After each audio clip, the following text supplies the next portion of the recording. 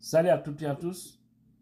Nous allons parler aujourd'hui de Dadis Camara, qui est le prototype de Mamadi Doumbouya aujourd'hui. Et c'est triste pour des gens qui nous ont dit, écoutez, hein, s'il vous plaît, des gens qui nous ont dit, nous devons éviter les erreurs du passé, sont plongés dedans. Et le mal, c'est où? C'est au côté de nos intellectuels. Au fait, il y a un monsieur, un docteur, pour qui j'ai beaucoup de respect, docteur Chérif, qui m'a dit quelque chose. Vous savez, j'ai la chance, mes grandes collaborations sont des personnes ressources, sont des personnes plus âgées que moi, qui ont de l'expérience et qui sont respectueux aussi. Alhamdulillah, j'ai eu vraiment ce privilège parce que des grandes personnalités se confient à moi. Vous ne pouvez même pas imaginer hein, qu'ils soient maintenant aux affaires ou pas. Alhamdulillah, j'ai cette chance. Et je continuerai à mériter votre confiance parce que la discrédition sera toujours là, Inch'Allah. Mais ce monsieur me dit que Tidjane, le pays, me fait pitié. Et c'est à cause d'abord de ce qui s'est passé à l'abbé où on a vu le doyen Sampiri faire les éloges de Mamadi Doumbouya. Ce docteur, qui est un fonctionnaire international, a été indigné et il me dit ceci. Tidjane, la vieillesse et la sagesse font deux. L'âge n'a jamais fait la sagesse d'un être humain. La vieillesse, elle est obligatoire. Quelqu'un n'a pas le choix, parce que chaque jour, tu vas augmenter en âge. Mais la sagesse, c'est toi-même qui mets ça en toi. C'est-à-dire, c'est toi qui feras que les gens vont te respecter. Mais lorsque tu te laisses aller dans des choses, ça deviendra compliqué. Et il dit également que les intellectuels, nous savons que nos intellectuels sont des idiots. On dit souvent, quelqu'un qui n'a pas été à l'école, on le considère comme une petite personne. Mais malheureusement chez nous, nos intellectuels sont presque des idiots. Parce que un intellectuel, c'est qui? C'est celui qui sait raisonner. C'est celui qui refuse la magouille. C'est celui qui joue à l'honnêteté. C'est celui qui ne coopère pas avec le mal. Celui un intellectuel. C'est-à-dire qui travaille avec sa tête. Qui évite tout ce qui peut conduire son pays vers le ravin. Mais regardez, en Guinée, par exemple, le travail de nos intellectuels. Actuellement, avec ces militaires, ils sont devant partout à battre campagne dans le vide pour maintenir quelqu'un qui a juré devant les hommes que ni lui, ni son entourage, personne ne sera candidat à aucune élection dans ce pays sous cette transition. C'est-à-dire, et qu'ils aient la transition, personne ne sera candidat. Et puis, c'est des gens qu'on dit, qu'on appelle intellectuels, et que prochainement je vais appeler les idiots, qui les soutiennent. Nous voyons aujourd'hui même les femmes de certains ministres faire de la propagande. On a vu par exemple la femme de Ousmane Gawala Kankan, qui a créé un mouvement que pour soutenir Mamadi Doumbouya. On a vu le lancement de ce mouvement à Kankan. C'est extraordinaire.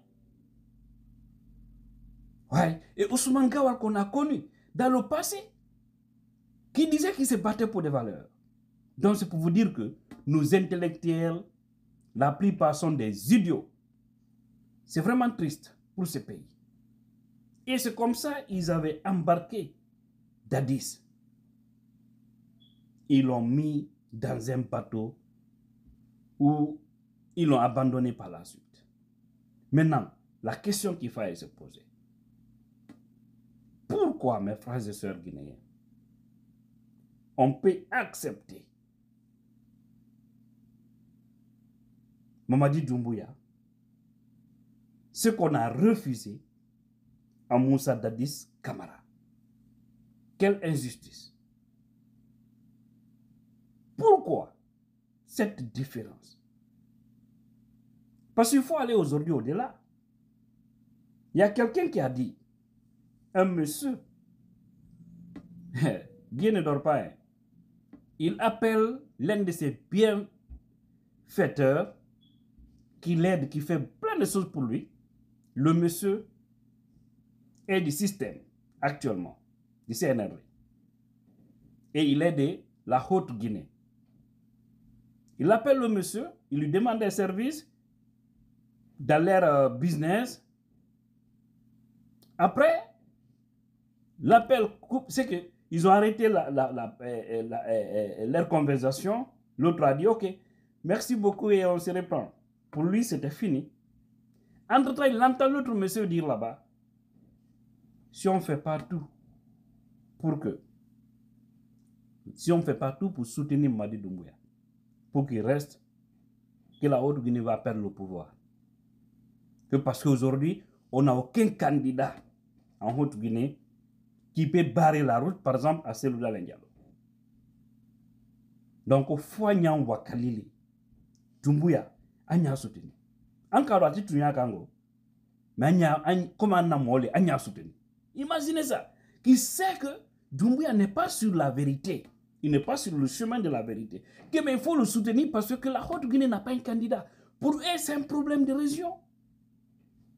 Pour eux, c'est d'entendre seulement, oui, le Manding a le pouvoir entre ses deux mains. Et c'est très grave pour le pays.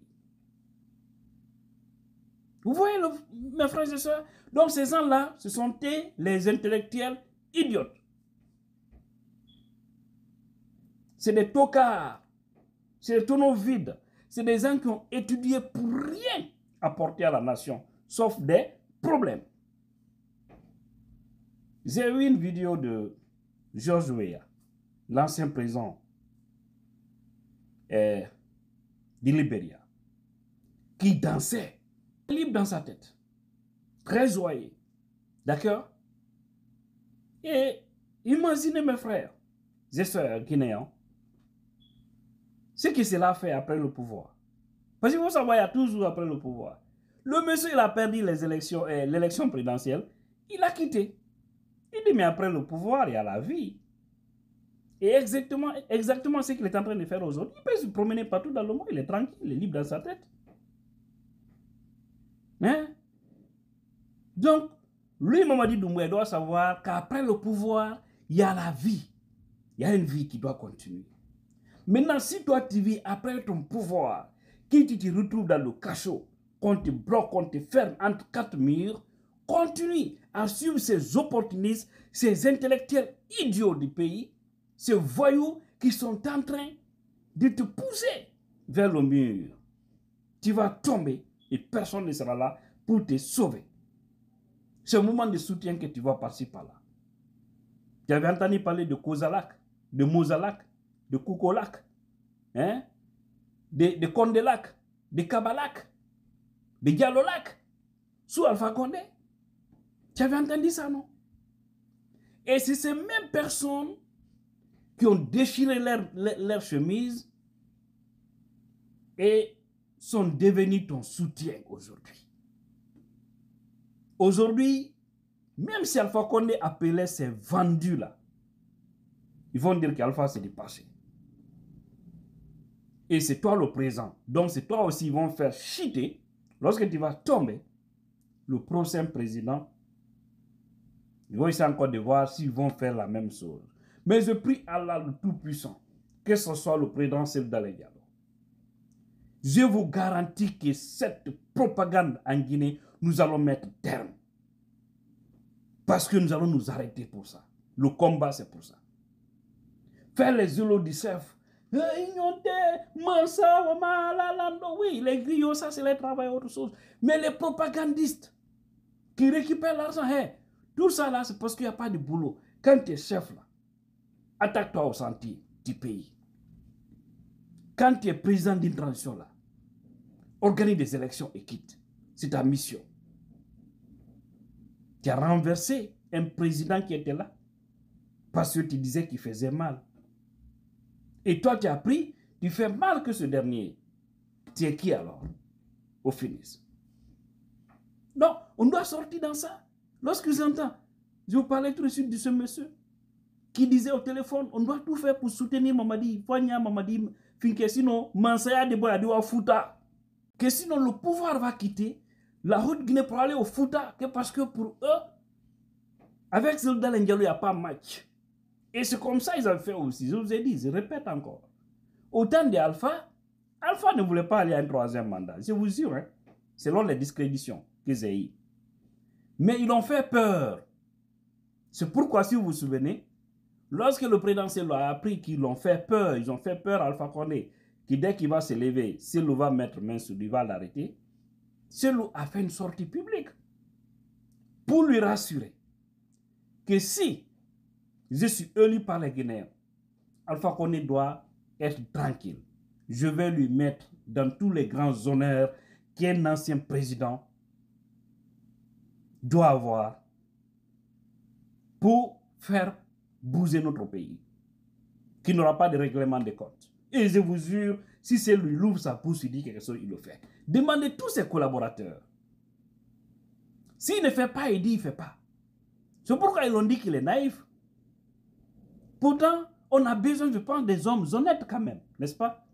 Mais si nous-mêmes nous faisons la promotion des malhonnêtes, ça veut dire que le problème c'est nous. Parce que quand tu es honnête, on dit non, non, tu es faible. Il faut mentir. Maintenant, vous poussez les gens à mentir et quittent sur la droite ligne. Et finalement, c'est vous qui tombez. C'est ce qui s'est passé. Avec les autres, les Fall, les Kouyaté et autres en 2010. Parce que quand ils venaient, c'est Selou. Selou dit, ah non, moi j'ai déjà tout négocié avec Sidia. Donc je veux. On a signé, c'est fini. C'est un homme de parole. Quand ils vont, c'est Alpha. Alpha dit qu'il est prêt à tout donner. Il a donné le seul poste ministériel à 3 personnes quand même, le poste du Premier ministre. Chacun pensait être Premier ministre après. Parce qu'il a tout promis pour avoir le pouvoir, par tous les moyens. Mais est-ce qu'il a tiré profit de ce pouvoir? J'ai dit non, parce que personne ne souhaite avoir le pouvoir et finir de cette manière. Moi en tout cas, je ne le souhaite pas. C'est-à-dire, commencer grand et finir petit. Que Dieu m'en garde. Donc, Doumbouya, tout ça c'est pour toi. Si te disent aujourd'hui que tu es le candidat potentiel de la Haute-Guinée, tu dois être le candidat pour ne pas qu'un peuple prenne le pouvoir. Dis-toi que tu as créé un trou que eux-mêmes, tes propres parents qui disent aujourd'hui que tu es les parents. Parce qu'au moment où les autres te soutenaient, et ils n'étaient pas là, hein, le petit clan ethnique là. Le petit clan satanique qui est autour de toi aujourd'hui, qui sont en train de te laver avec l'esprit ethnique. Pour dire quand tu laisses, ils vont t'arrêter. Si tu sais que le pouvoir n'est pas éternel, tu dois poser des actes positifs pour ne pas avoir de problèmes. Mais vous n'avez pas voulu. Et aujourd'hui, maintenant, vous vous demandez comment quitter, comment laisser le pouvoir. Pourtant, c'est compliqué pour vous. Mais moi, je peux vous donner une garantie. Si c'est Selou, vous allez dire Alhamdulillah. Parce qu'il n'y aura pas de règlement de compte. Je sais de quoi je parle. Parce que j'ai entendu le monsieur parler devant moi. C'est dont les gens là ont peur, s'il a le pouvoir, il ne va pas glisser sur ce terrain. Il fera que la Guinée puisse avancer. Tourner la page sombre de ce pays et essayer d'avancer. On peut pas vivre sans notre histoire, c'est vrai. On peut rappeler tous notre histoire parce que c'est ce qui nous permet d'avoir un présent pour savoir qu'est-ce qu'on a fait dans le passé qui n'a pas marché, pour changer ça dans le présent et se projeter dans le futur. Mais il dit qu'il va mettre terme, en tout cas au mauvais système, sont passés dans le pays et essayer d'avancer. Voilà, j'ai dit, Si on dit on va se venger, même à notre propre mère, on va se venger d'elle. Pourtant, il n'y a pas quelqu'un qui peut nous être cher plus que la maman. N'est-ce pas? Alors, Doumbouya, attention, encore une fois. Ne vois pas tous ces blindés, les véhicules qui étaient achetés par-ci par-là pour faire peur. Le 2 octobre, c'était ça. Les Guinéens n'ont pas fêté la fête de l'indépendance, mais ils ont fêté la fête de l'armée parce que tu es venu faire une démonstration pour faire croire que tu es bien sécurisé. Tu oublies que c'est parmi ces gens-là que Dieu va guider un jour pour te mettre au respect. Si tu forces la situation, tu vas te réveiller un jour où tu ne seras plus au pouvoir et quelqu'un va te mettre au respect. Ça va arriver si tu ne changes pas. Que Dieu bénisse la Guinée, tous les Guinéens conscients.